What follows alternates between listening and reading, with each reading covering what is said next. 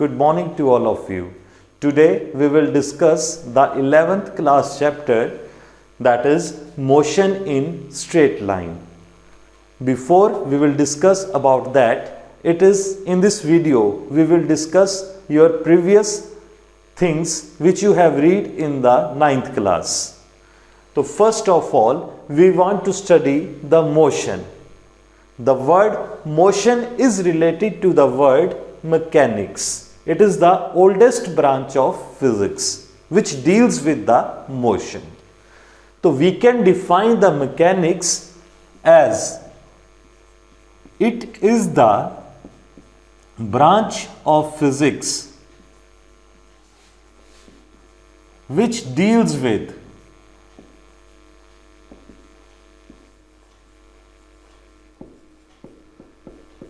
motion of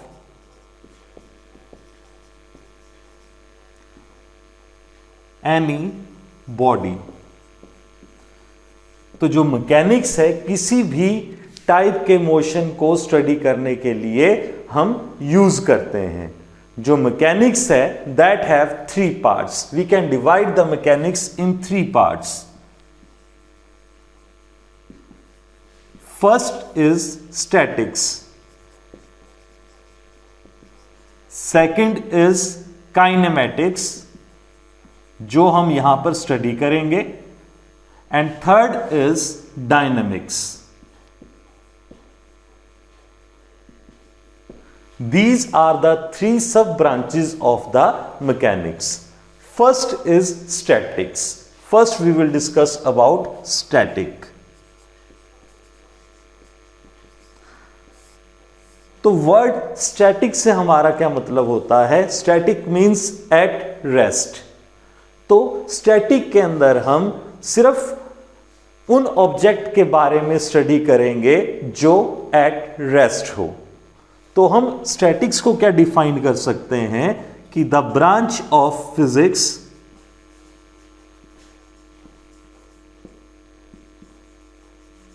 which deals with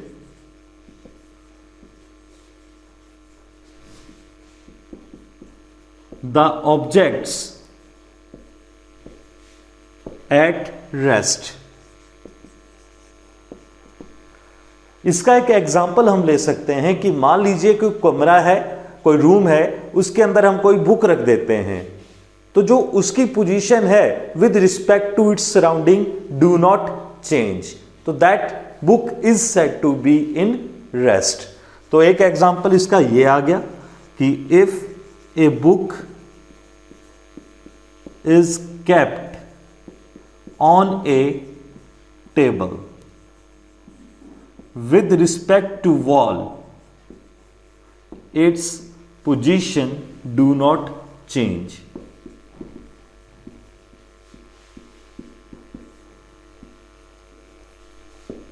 So it is said to be at rest.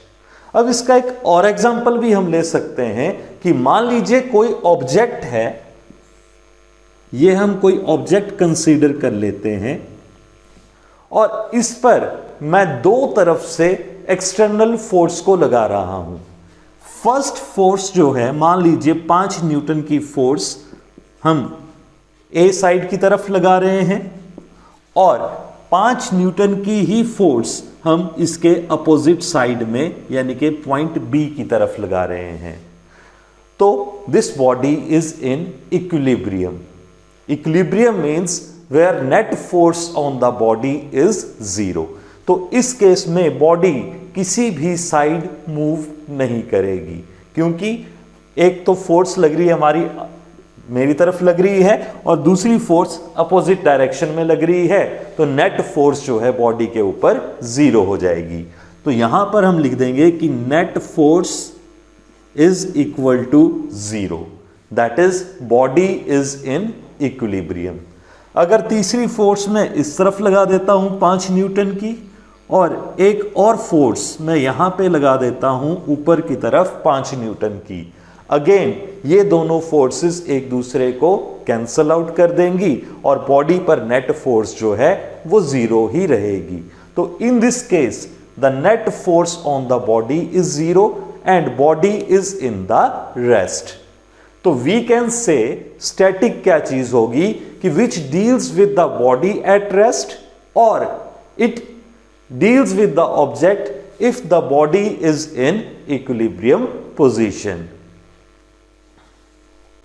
Now the second branch of mechanics is kinematics. Here the word kinematics, here word kind जो है वो relate करता है Greek word के साथ which means in motion। तो काइनेमे का मतलब जो है यहां पे that is object in motion। तो इसको हम डिफाइन कर सकते हैं कि it is the branch of physics which deals with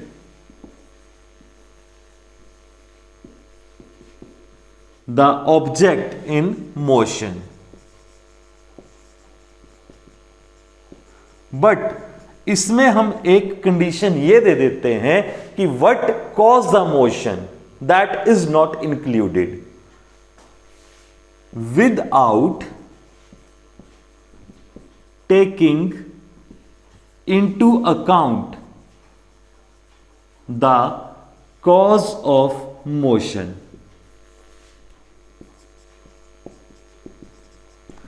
for example कि अगर हम मान लीजिए एक फुटबॉल को फोर्स लगा के किक मारते हैं तो बॉल जो है वो रेस्ट से मोशन में आ जाएगा।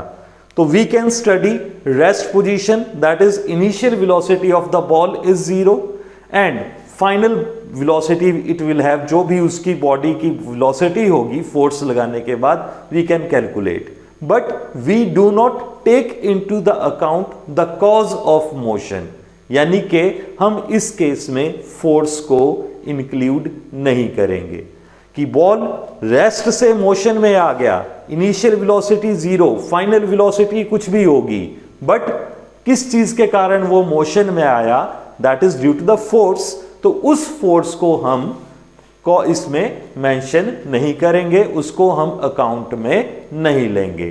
तो that is the kinematics. Third जो हमारे पास ब्रांच है दैट इज डायनामिक्स।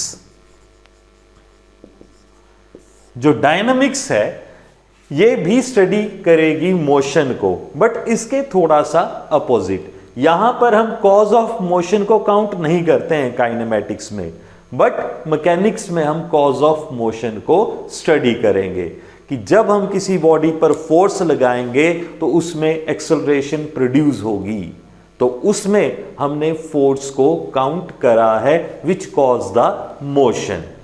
तो इसको हम क्या डिफाइन कर सकते हैं कि it is the branch of physics which deals with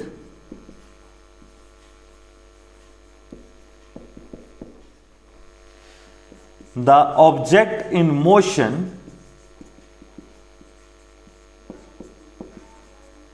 by taking into account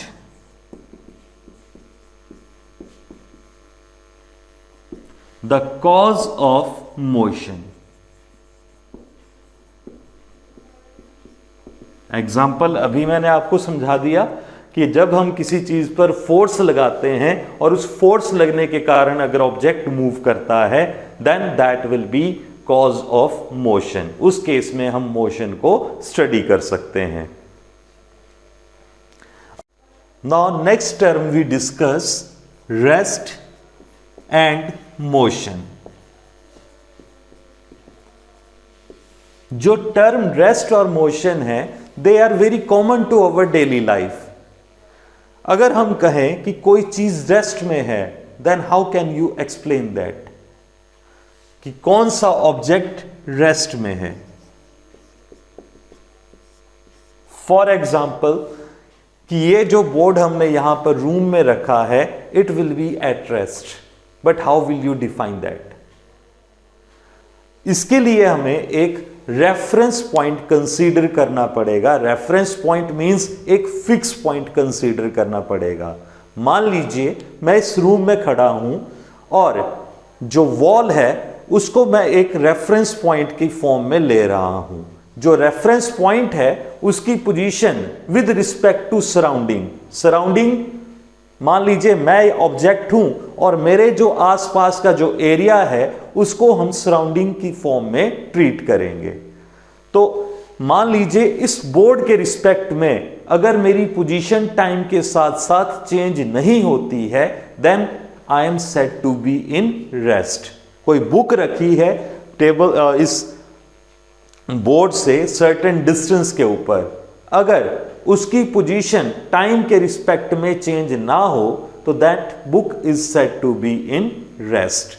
तो we can define the rest as a body is said to be at rest if its position do not change with respect to surrounding। यहां पर जो word surrounding है उसको मैंने एक common reference point की form में कंसीडर कर लिया कि जैसे आप किसी रोड पे जा रहे हैं तो किसी पेड़ को आप रेफरेंस पॉइंट कंसीडर कर सकते हैं। अगर उस पेड़ के रेफरेंस में आपकी पोजीशन टाइम के साथ चेंज होती है then you are in motion. अगर आपकी पोजीशन चेंज नहीं हो रही है उस पेड़ के रिस्पेक्ट में with the passage of time, then you are said to be at rest. तो यहां पर हमने यही चीज डिफाइन करी कि a body is said to be at rest if its position do not change with respect to surrounding with the passage of time। For example, a book kept in a room, its position do not change with respect to surrounding with the passage of time, so that book is said to be at rest। Next is motion।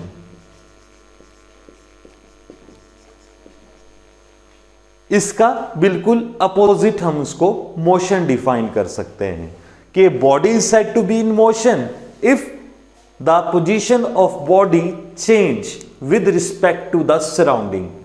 कि मान लीजिए इस board के reference में मेरी position change होती जाए तो then I am said to be in motion. तो यही चीज हम यहां पे लिख सकते हैं कि a body is said to be in motion if its position changes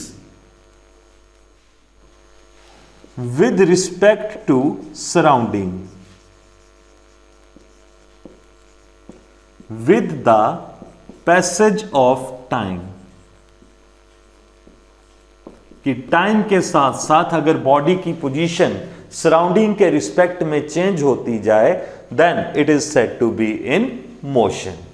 next है कि कोई दोनों रेस्ट और मोशन एक दूसरे के रिलेटिव टर्म्स हैं। We can discuss in this topic as कि rest and motions are relative to each other. Rest and motion are relative to each other। यहां पर जो वर्ड रिलेटिव है it means both are connected to each other, कि rest और motion एक दूसरे के साथ रिलेटेड हैं। अगर मैं एक सिचुएशन कहूं कि कोई भी बॉडी जो है एक ही टाइम पर रेस्ट पर भी है और एक ही टाइम पर मोशन में भी है, तो क्या यह चीज पॉसिबल है? Yes, it can be possible. हम एक एग्जाम्पल लेके देखते हैं कि मान लीजिए कि कोई बस जो है एक स्ट्रेट ट्रैक के ऊपर मूव कर रही है और उस बस के अंदर मान लीजिए दो पैसेंजर्स ए एंड बी बैठे हुए हैं। से v be the velocity of this बस। अब ये दोनों पैसेंजर्स जो हैं एक दूसरे के रिस्पेक्ट में इनकी पोजीशन चेंज नहीं हो रही है, तो एक दूसरे के रिस्पेक्ट में ये रेस्ट में है। पर एक थर्ड पर्सन जो साइड में खड़ा है, मान लीजिए सी, इसके लिए ए की जो पोजीशन है टाइम के साथ साथ चेंज हो रही है, तो सी के लिए ए और बी मोशन में है, बट बस के अंदर जो दोनों यहां पर बैठे हैं ए और बी, ये दोनों एक दूसरे के रिस्पेक्ट में रेस्ट में हैं। तो in this way we can say rest and motion are relative to each other, कि कोई भी ऑब्जेक्ट एक ही टाइम में रेस्ट में भी हो सकता है और उसी टाइम किसी पर्सन के लिए वो मोशन में भी हो सकता है। जैसे यहां पर आपने देख लिया बी ए के रिस्पेक्ट में रेस्ट में है और सी के रिस्पेक्ट में ये मोशन में है। तो इस तरह से हम कह सकते हैं कि rest and motions are relative to each other. Next जो टर्म है कि absolute rest and absolute motion are not possible. Absolute rest and absolute motion are not possible. हमने एक चीज को डिस्कस करा था कि अगर किसी ऑब्जेक्ट को हमने रेस्ट पे बताना है तो हमें एक रेफरेंस पॉइंट को कंसीडर करना पड़ता है। मान लीजिए कि यहां पर कोई ऑब्जेक्ट, कि कोई पर्सन यहां पर खड़ा है, तो इस वॉल के रिस्पेक्ट में इसकी पोजीशन चेंज नहीं हो रही है, कि जब टाइम 1 सेकेंड था तब भी ये x डिस्टेंस के ऊपर ही था, जब टाइम 2 सेकेंड था तब भी ये x पोजीशन पर ही है, और so on up to nth second.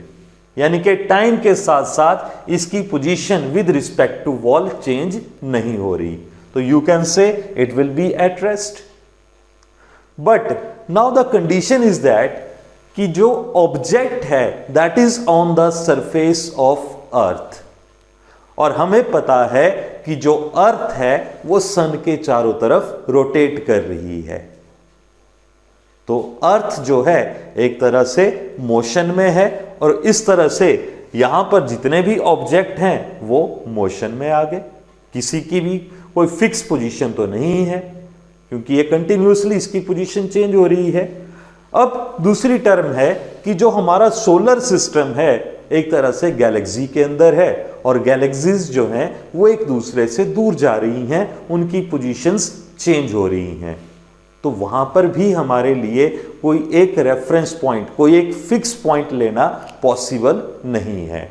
तो इस तरह से हम कह सकते हैं कि रेस्ट, एब्सोल्यूट रेस्ट नाम की कोई चीज नहीं हो सकती, क्योंकि जो गैलेक्सीज हैं उनकी पोजीशन कंटिन्यूसली चेंज हो रही हैं, और कॉमन कोई भी हम रेफरेंस पॉइंट या एक फिक्स पॉइंट हम कंसीडर नहीं कर सकते। अगर हम एब्सोल्यूट रेस्ट नहीं ले सकते हैं तो एब्सोल्यूट मोशन भी काउंट नहीं करा जा सकता, क्योंकि हमारे पास कोई भी हमारे पास एक फिक्स्ड रेफरेंस पॉइंट नहीं है। Our next topic is point object. The point object को हम इस तरह से डिफाइन कर सकते हैं कि any object which have negligible dimensions. एक एग्जांपल लेके हम पॉइंट ऑब्जेक्ट का केस कंसीडर कर सकते हैं। मान लीजिए कि कोई एरोप्लेन है, वो दिल्ली से लेके तमिलनाडु तक जा रहा है, तो उस केस में जो दिल्ली से तमिलनाडु तक का जो डिस्टेंस है वो बहुत ही ज्यादा लार्ज है as comparison to the size of aeroplane. तो that aeroplane in that case is known as the point object. तो point object को हम डिफाइन कर सकते हैं कि a body is said to be point object or point mass if it have the negligible dimensions as comparison to the distance traveled by it. Example हमने अभी discuss करा कि एरोप्लेन जो है उसने बहुत ज्यादा डिस्टेंस ट्रेवल करा है और उस डिस्टेंस के कंपैरिजन में उसका जो साइज है एरोप्लेन का that is very small, so it is said to be point object. अब नेक्स्ट जो टर्म हम डिस्कस करेंगे that is types of motion.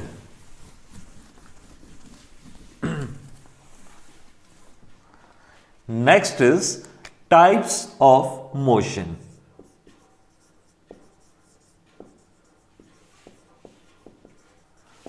Basically, we study over here, there are three types of motion. In this chapter, we will study. First is translatory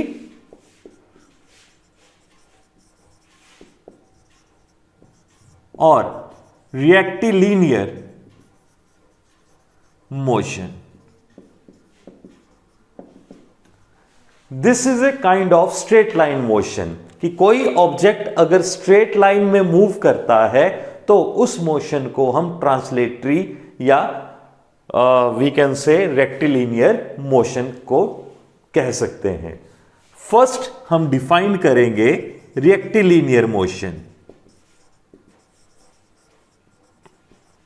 rectilinear motion में और translatory motion में सिर्फ एक ही फर्क होता है कि रेक्टिलिनियर मोशन में हम पॉइंट ऑब्जेक्ट को कंसीडर करते हैं और ट्रांसलेटरी मोशन में हम एक पूरी बॉडी को कंसीडर करते हैं. जैसे कोई बॉडी है, मान लीजिए कि हमने एक बॉडी कंसीडर करी विच कंसिस्ट 4 पार्ट्स. तो दिस होल बॉडी इज, अगर इस होल बॉडी के मोशन को हम कंसीडर करते हैं तो that is said to be translatory motion. अगर मैं सिर्फ इसके एक ही ऑब्जेक्ट का मोशन या एक पॉइंट ऑब्जेक्ट का जो मोशन है उसको मैं स्टडी करता हूं that is known as rectilinear motion. तो रेक्टिलिनियर मोशन को हम डिफाइन कर सकते हैं कि if a point object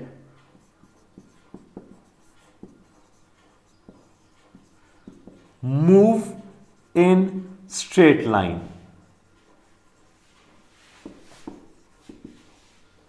is said to be rectilinear motion. उस मोशन को रेक्टिलिनियर मोशन कहा जा सकता है. एक एग्जांपल हम देते हैं कि मान लीजिए एक स्मॉल ऑब्जेक्ट है and the distance traveled by it is very large, so it is say point object. तो इस जो पॉइंट ऑब्जेक्ट अगर स्ट्रेट लाइन में मूव कर रहा है तो that is said to be rectilinear motion.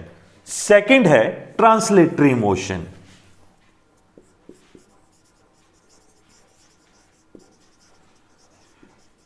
Second is translatory motion.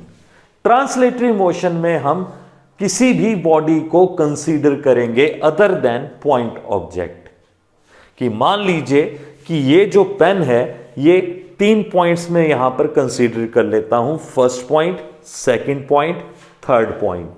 अगर ये पेन में स्ट्रेट लाइन में की फॉर्म में इस पर मूव करवाना स्टार्ट कर दूं बोर्ड के ऊपर तो ये तीनों पॉइंट सेम टाइम में सेम डिस्टेंस को ट्रेवल कर सकते हैं. फॉर एग्जाम्पल कि एक ट्रेन हम कंसीडर करते हैं विच हैव 3 बॉक्सेस या 3 कैबिन्स.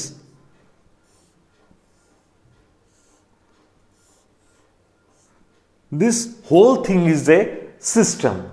अगर ये ट्रेन किसी वेलोसिटी v के साथ मूव कर रही है तो इसका फर्स्ट, सेकंड और थर्ड जो कैबिन है वो इक्वल टाइम में इक्वल डिस्टेंस ट्रेवल करेगा. तो that is said to be translatory motion.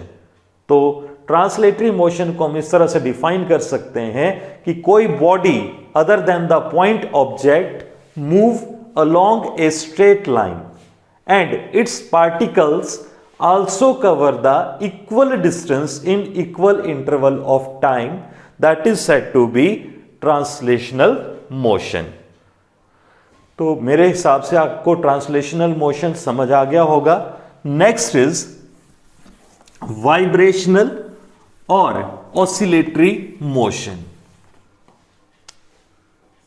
Vibratory और ऑसिलेटरी मोशन.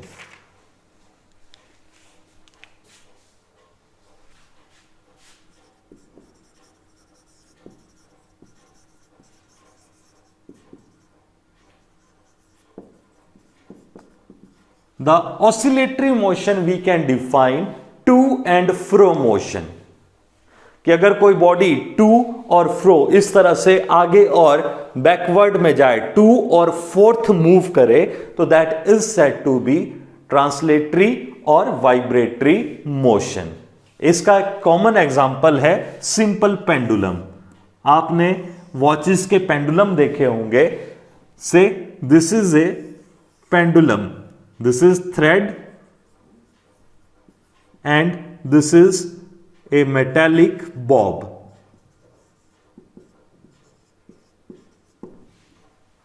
मेटालिक बॉब कुछ नहीं है, एक तरह की स्फेरिकल सॉलिड बॉडी है.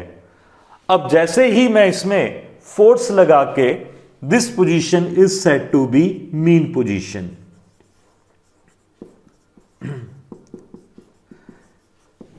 एट दिस पोजीशन हमने बॉडी पर कोई भी फोर्स अभी नहीं लगाई है, तो ये रेस्ट पोजीशन पर है. If we apply the external force और इस बॉब को हम पीछे तक ले जाते हैं एंड देन रिलीज इट. इसको मान लीजिए मैं x डिस्टेंस पीछे तक ले गया and after that I will release this, then it will start oscillating about its mean position. This is the mean position. यहां से ये यहां तक आएगा, इसको ओवरशूट करता हुआ ये पेंडुलम इस पोजीशन तक चला जाएगा. तो these two positions E1 and E2 are called extreme positions. Extreme position means कि जो मेटालिक बॉब है वो मैक्सिमम कहां तक डिस्प्लेस हो पाता है. तो मान लीजिए यहां से यहां तक का जो डिस्टेंस है दैट विल बी x. तो distance of extreme position on the either side from the mean position is x. तो दिस इज कॉल्ड वाइब्रेटरी और ऑसिलेटरी मोशन. तो सिंपली हम ऑसिलेटरी मोशन को क्या डिफाइन कर सकते हैं कि it is to and fro motion about the mean position.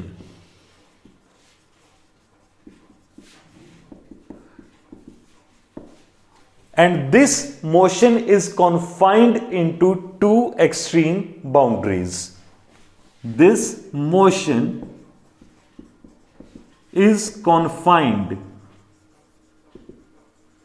between two extreme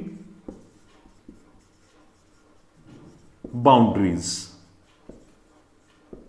तो इसको हम डिफाइन कर सकते हैं वाइब्रेटरी और oscillatory motion. Our next type of motion is circular और rotatory motion. The third type of motion is circular और rotatory motion. Circular और रोटेटरी मोशन. जो सर्कुलर मोशन है इस केस में हम पॉइंट ऑब्जेक्ट को कंसीडर करते हैं. से कि कोई पॉइंट है that will move in a circular path, तो that motion is said to be circular motion. तो we can define circular motion कि if a point object move in a circular path, then it is said to be circular motion. Rotational motion में हम other than circular motion पे जाएंगे कि जैसे मान लीजिए सर्कुलर मोशन में हमने यहां पर पॉइंट ऑब्जेक्ट को कंसीडर करा था, बट रोटेशनल मोशन या रोटेटरी मोशन में हम किसी बॉडी को कंसीडर करेंगे other than the circular motion. कि जैसे मान लीजिए कोई ट्रेन है, वो सर्कुलर पाथ में मूव कर रही है, तो मान लीजिए ये उसके 3 बॉक्सेस हम कंसीडर कर रहे हैं।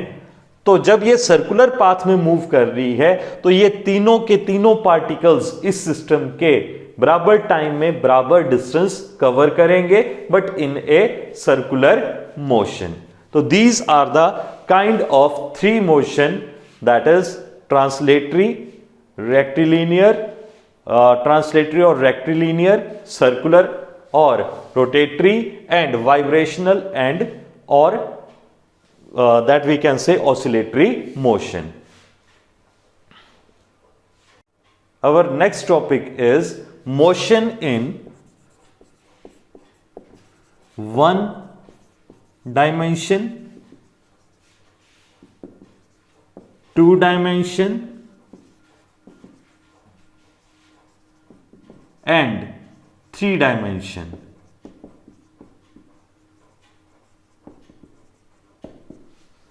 This is our next topic.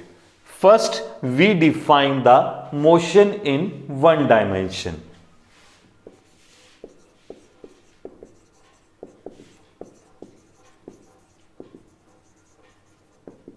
यहां पर देखिए जो वन डायमेंशन है, दैट विल इंडिकेट कि हमें किसी भी ऑब्जेक्ट की पोजीशन को स्पेसिफाई करने के लिए एक ही कोऑर्डिनेट की जरूरत होती है। तो then that motion is said to be one dimension. कि इसको हम इस तरह से डिफाइन कर सकते हैं कि if a body require one coordinate, कि किसी ऑब्जेक्ट की पोजीशन को स्पेसिफाई करना है तो उसको स्पेसिफाई करने के लिए हमें एक कोऑर्डिनेट की रिक्वायरमेंट हो, one coordinate to specify the position of object, to specify the position of object, then it is said to be in one dimension. For example, कि एक कार है, मान लीजिए O बी द सेंटर या O be the origin, at time t1 the position of car is at point A। तो अगर मुझे इस कार की पोजीशन को किसी टाइम पर मेजर करना है कि वो ओरिजिन से कितने दूर है, तो मुझे यहां पर सिर्फ एक कोऑर्डिनेट की जरूरत है, दैट इज लेंथ। तो यहां से यहां तक का जो डिस्टेंस है दैट विल बी x1। कुछ टाइम के बाद मान लीजिए ये कार जो है वो B पॉइंट तक पहुंचती है, तो इस पॉइंट को हम B पॉइंट कंसीडर कर लेते हैं। मान लीजिए ये t2 टाइम पर B पॉइंट पर पहुंच गई, तो अगेन ओरिजिन से इसका जो डिस्टेंस है दैट विल बी x2। तो we require only one coordinate to specify the position of this object. So that motion is called one dimensional motion. Simply one dimensional motion जो होता है वो straight line motion होता है। जब तक body straight line में move करती है तो वो जो motion consider होगा that is one dimensional motion. After that is motion in 2 dimension.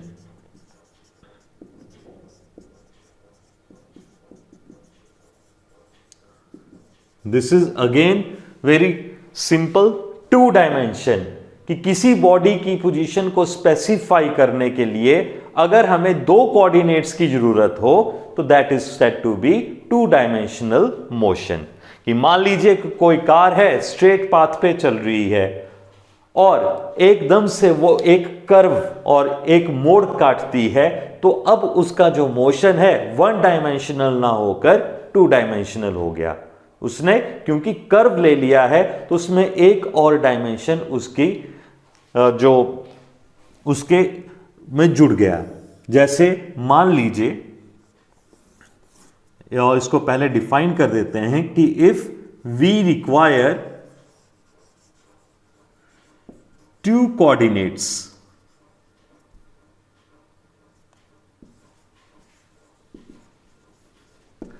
to specify the position of object.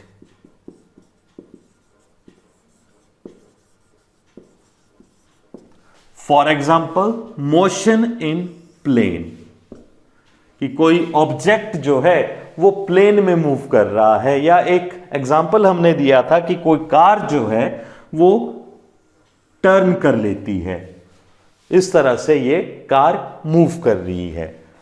तो 2 पॉइंट कंसीडर कर लेते हैं, ए एंड बी।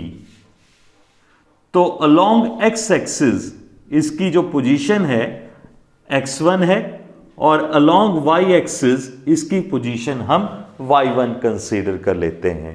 तो a के जो कोऑर्डिनेट आ गए that will B x1 and y1, यानी कि x1 along x axis length कितनी है, और y1 दैट इज इसकी ब्रेड्थ कितनी है, या y एक्सिस की साइड इसका क्या साइज होगा।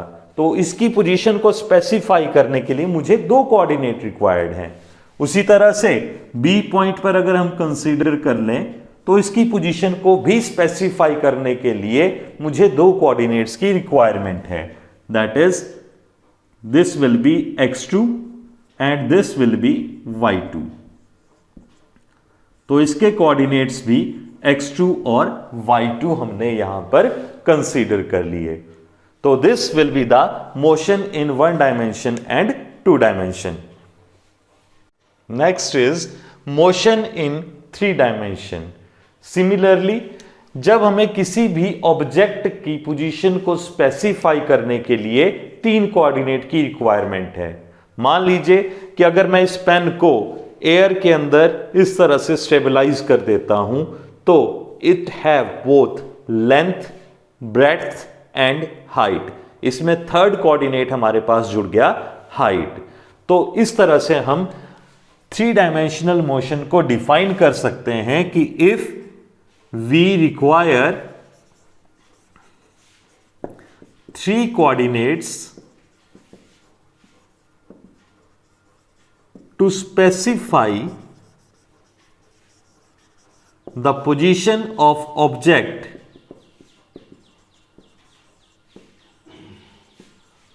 then motion is said to be 3 dimension.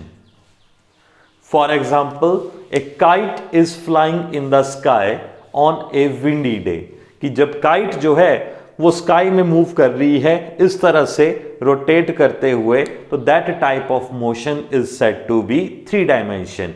देखिए उसके पास लेंथ, ब्रेड्थ और हाइट तीनों डायमेंशंस एक तरह से उसके अंदर इंक्लूड हो रहे हैं।